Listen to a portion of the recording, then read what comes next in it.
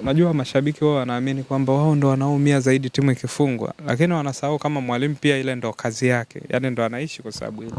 Kwa hiyo mwalimu pia anaumia kwa nafasi yake. Lakini kuhusu matumizi ya wachezaji, Dimitar Pantev walimlalamikia na watumia wachezaji kwenye maeneo yasiyo. Lakini huyo Ahoua ndio yule ambaye mechi na Stellenbosch wao pia walimpiga mawe pale Zanzibar. Akasema hafai.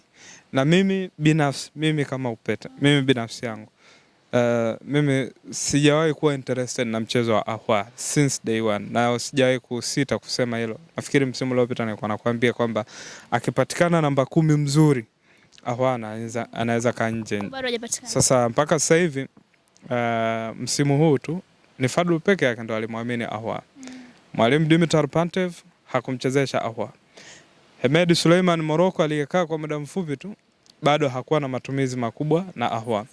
Amekuja hata Selemani Matola sasa hivi hamtumia Ahoua. Sio kwa bahati mbaya. Ni kile ambacho pia nilikuwa nakiona tangu siku nyingi kwenye huo mtazamo.